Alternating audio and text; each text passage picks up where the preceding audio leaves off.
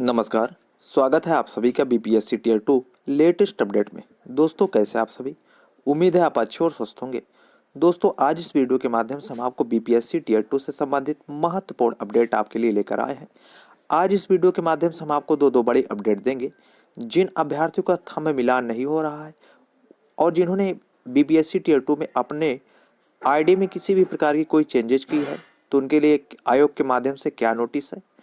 क्योंकि लगातार अभ्यर्थी शिकायत कर रहे थे कि कुछ ऐसे अभ्यर्थी हैं जिनका थंब मिलान नहीं हो रहा, और कुछ अभ्यर्थी जिन्होंने किसी कारणवश अपने आधार में कोई अपडेट करवाया है। तो ऐसे में उनके लिए क्या अपडेट जारी की गई है, क्षैतिज आरक्षण को लेकर क्या नए निर्देश हैं। तो आज इस वीडियो के माध्यम से आपको दो बड़ी अपडेट मिलेगी। तो दोस्तों, आप लोगों से केवल एक रिक्वेस्ट है कि चैनल को भी सब्सक्राइब कीजिए, वीडियो को लाइक करके शेयर जरूर कीजिए, ताकि इसी तरह की जो लेटेस्ट अपडेट हो सबसे पहले आपको मिलती रहे। चलिए दोस्तों, वीडियो को स्टार्ट करते हैं। दोस्तों, बीपीएससी टीयर 2 में लगातार काउंसलिंग प्रक्रिया प्रारंभ है और काफ़ी छात्रों की लगभग 70% छात्रों की काउंसलिंग प्रक्रिया पूरी हो चुकी है। अब आयोग के माध्यम से छात्रों का इंतजार नियुक्ति पत्र को लेकर है। लगातार अभ्यर्थी नियुक्ति पत्र जारी होने का इंतजार कर रहे हैं। ऐसे में लगभग 30% से ज़्यादा छात्र बीपीएससी टीयर 2 में जिन अभ्यर्थियों की काउंसलिंग चल रही है और जिनका थंब मिलान नहीं किया जा रहा है, उनको आयोग के माध्यम से राहत दी गई है। अर्थात जिन अभ्यर्थी का बायोमेट्रिक सत्यापन का कार्य फेल हो रहा है या फोटोग्राफ और आधार कार्ड का मिलान नहीं हो रहा है, तो उनके लिए आयोग के माध्यम से राहत दिया गया है। यानी शिक्षा विभाग के अपर मुख्य सचिव के पाठक के निर्देश के अनुसार जिन छात्रों का बायोमेट्रिक सत्यापन का कार्य फेल हो रहा है और फोटोग्राफ, आधार कार्ड और क्यूआर कोड से में अगर किसी भी प्रकार की अपडेट की प्रक्रिया आपका मैच नहीं कर रही है या आपका फेल हो रहा है, तो आपको 3 मौका बीपीएससी टीयर 2 के माध्यम से दिया जाएगा। बीपीएससी के द्वारा बहाल शिक्षकों का बायोमेट्रिक सत्यापन का कार्य जिला शिक्षा पदाधिकारी कार्यालय में चल रहा है। अब तक 3 प्रखंडों का सत्यापन हो चुका है। 6 जनवरी को पानापुर प्रखंड के शिक्षकों का सत्यापन हुआ। सत्यापन के दौरान 20 से अधिक ऐसे अभ्यर्थी मिले जिनका बायोमेट्रिक मिलान नहीं हो पाया। इन अभ्यर्थियों के लिए शिक्षा विभाग के अपर मुख्य सचिव के पाठक सर ने कहा कि जिन अभ्यर्थियों का बायोमेट्रिक का मिलान किसी कारणवश से फेल हो रहा है, जिनके अनुसार यदि बायोमेट्रिक थंब इम्प्रेशन का मिलान नहीं हो पाया, तो फोटोग्राफ का हूबहू मिलान किया जाएगा। इसके बाद आधार नंबर से ओटीपी प्राप्त किया जाएगा और फिर क्यूआर कोड से सत्यापन किया जाएगा। तो दोस्तों, जिन अभ्यर्थियों का बायोमेट्रिक का मिलान नहीं हो रहा, अगर अब आपका अंगूठे का मिलान नहीं हो रहा, तो आपको का जो मिलान होगा वो क्यूआर कोड के माध्यम से किया जाएगा। यानी आपके आधार का क्यूआर कोड का माध्यम से आपका मिलान किया जाएगा और उसमें देखा जाएगा कि आपकी फ़ोटो हूबहू आपके आईडी से मिल रही है या नहीं, तभी आपका सत्यापन का कार्य पूरा माना जाएगा। दूसरा जो आपके लिए निर्देश है, आधार ओटीपी वेरिफिकेशन की प्रक्रिया।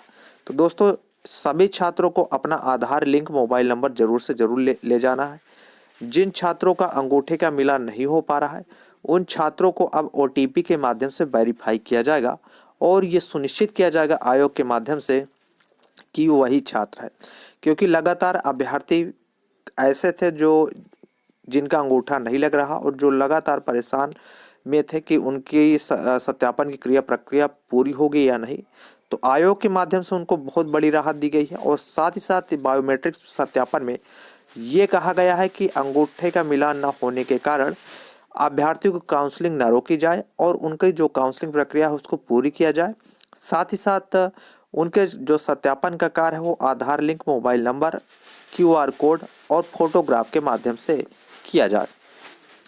अंगूठा से संबंधित बायोमेट्रिक मिलान नहीं होने का सबसे बड़ा कारण यह है कि कुछ महिलाएं जो गृहिणी है या उनका घर के कार्यों करने के दौरान अंगूठा चिकना हो जाता है या फिर सब्जी काटने के दौरान रूखरे हो जाते हैं या अन्य घरेलू कार्य, कपड़ा धोने, साफ सफाई करने से उनके अंगूठे का जो रेशे हैं वो घिस जाते हैं।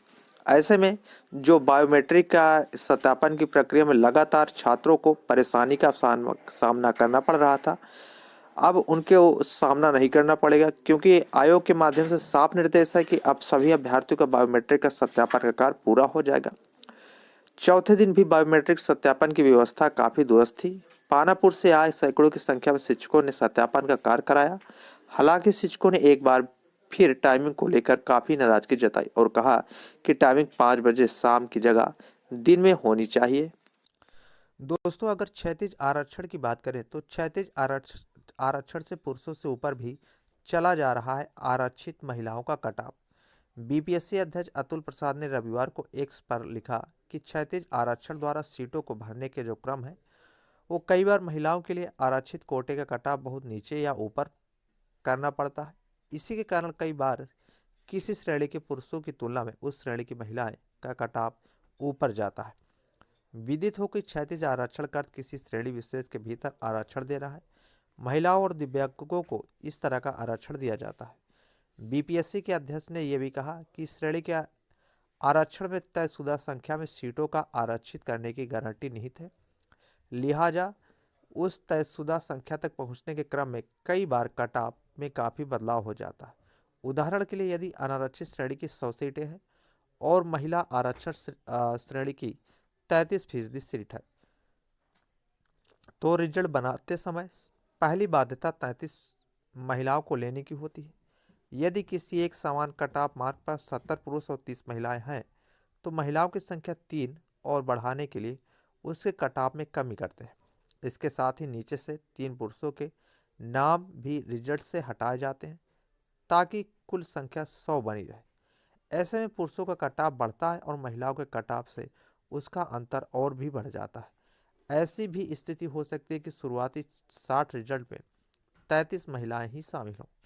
ऐसे में महिलाओं की 60 जो सूची पर जो कटाव रहेगा वो निर्धारित हो जाएगा, जबकि पुरुषों का कटाव 100 सूची रैंक पर हो। वह भी हो सकता है या अनारक्षित वर्ग में चुना गया अंतिम उम्मीदवार पुरुष हो।